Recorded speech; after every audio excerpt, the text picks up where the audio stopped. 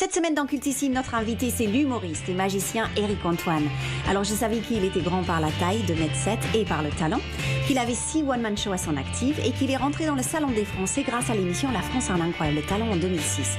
Et en préparant cette interview, j'ai appris qu'il est un véritable acharné du travail et qu'il avait commencé des études de médecine pour rassurer sa famille. Envie d'en savoir plus? Moi aussi. Éric Antoine, bonjour, je suis très contente de te voir. Bonjour Louise Eklund. Comment ça va? Ça va bien, et toi? Bah écoute, super, cette période est compliquée, mais toi tu es particulièrement créatif, tu as créé un spectacle digital, 100% digital. Je te montre ça parce que c'est plutôt ça qui nous inspire aujourd'hui. On passe pour beaucoup des heures en réunion sur ce logiciel qui s'appelle Zoom, il y a Teams, il y en a plein d'autres.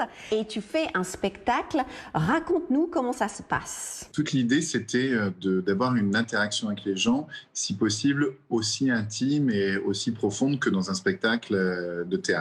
Et finalement, avec l'outil Zoom, ça nous permet de rentrer chez les gens. Et donc, j'ai jusqu'à 1000 connectés possibles tous les jours et chez qui je rentre comme je rentre chez toi actuellement, où je vois la plante derrière toi qui prouve que tu prends soin de tes plantes. C'est vrai. Je crois, un piano ou non, oui, je ne sais pas. C'est ça. Joues un petit peu, voilà. Grâce à tout ça, je peux faire des tours, je peux me marrer, je peux improviser. Je demande aux gens de prendre des objets de chez eux pour faire des tours avec. Et je passe d'un spectateur à l'autre, d'une famille à l'autre, et parfois même, comme tu l'as montré, une mosaïque entière avec qui je vais faire des tours. Connexion, c'est un spectacle de magie de ouf, mais digital. On va penser tous la même chose en même moment.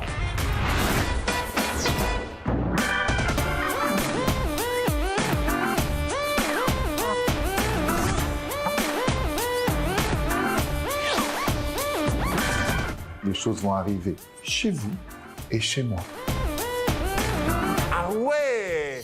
Dis donc, t'as une sacrée descente, hein? C'est impressionnant.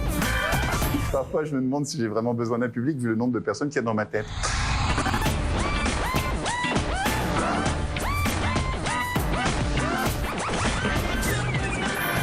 Tu privilégies vraiment cette interactivité, c'est-à-dire que tout le monde se sent important dans ce spectacle. Dans un théâtre, les gens sont en dessous en général de moi et moi je suis au-dessus d'eux.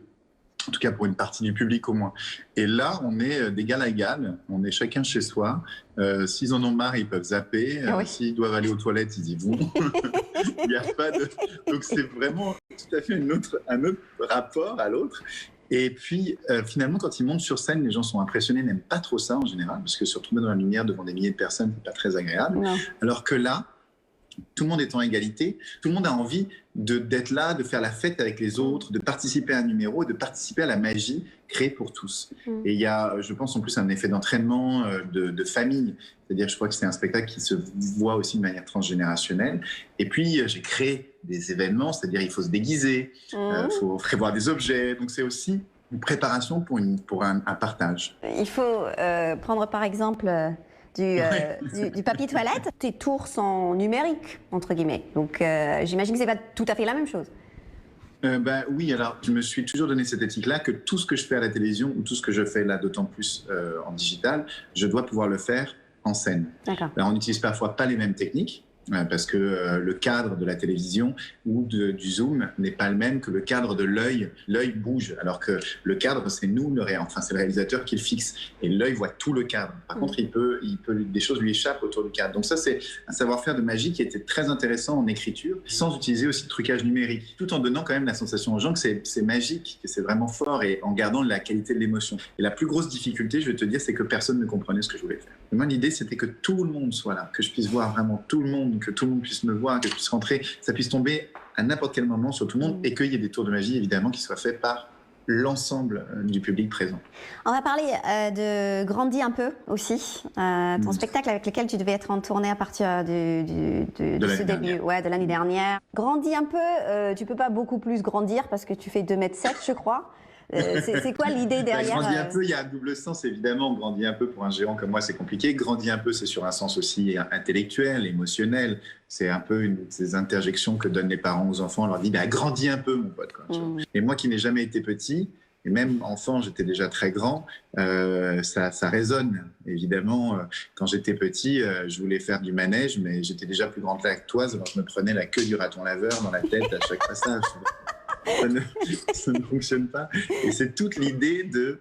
C'est tout le discours entre l'enfant et l'adulte, ce spectacle qu'on écrit depuis 2 ans, donc avec Jérémy Ferrari, mon poteau.